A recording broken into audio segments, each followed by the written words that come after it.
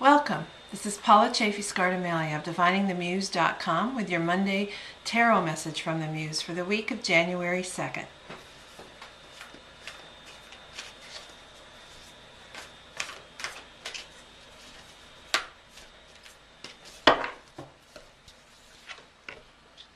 Okay, your theme for the week, and we just had this card recently, is the Ten of Wands. Wands is the element of fire in the realm of spirit, creativity, career, and work.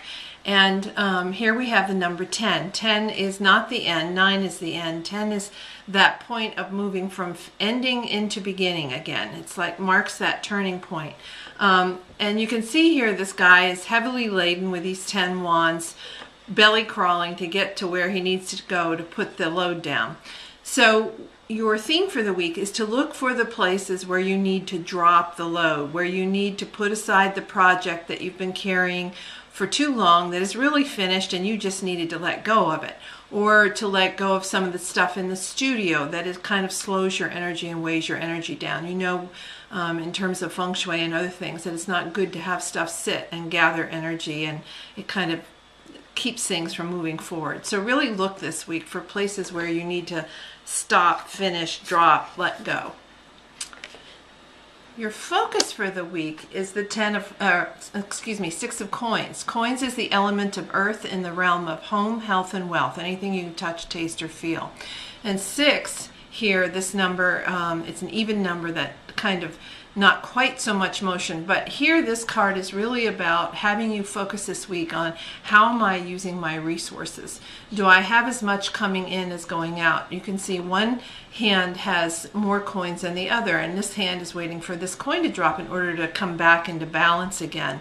So really look this week at how your energy, your time, your money are being used in your creative work.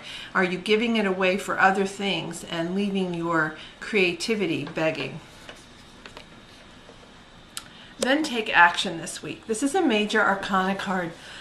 Excuse me, this is the number 9 in the major arcana. You can see the sign of Virgo here. Here's this man very much out by himself, and he holds the wand but casts the light. This week, be the hermit. In other words, take time in this midst, after this end of this busy holiday season, to go inward, to go upward, to go into yourself, to connect with your muse or your guides or your spirits, in order to really get a sense of what your next direction is, so that you can hold the light up and create the path, guide the path for others who want to follow. Really allow yourself to take time to be alone. It's a hard thing to do in the holiday season, so now's the time to do it after. And then finally, look for the gift of the Two of Swords. 2, again, an even number, often talks about choice and balance, and here we have the sign of Libra, which is the scales that we had back in the focus card. And so that idea of looking for balance, particularly Libra is also the sign of relationships, and looking for that within your relationships, rather to your relationship with your work and so forth. So look for the gift of balance this week, and the ability to make better decisions and choices if you listen to your intuition. We've got the full moon down here and the scarf across the eyes. That gift of intuition will help stop the mind chatter of should I do this or that, or should I choose this or that, or whatever. Take time to really listen to your intuition. So as we look at the story for the week, we have one of the major arcana cards, and we have 3 out of the 4 suits present in the reading. So we're going to start off by looking at the theme for the week, which is, this idea of creativity in that suit of wands, and how we're carrying all the work and responsibility. Maybe too much stuff in the studio, maybe too many projects that are really done and need to be let go of. Get off your belly and stand up so that you can embrace the week with more energy and optimism by letting go and ending things. Then look for, really ask yourself, how am I keeping balance in my creative resources?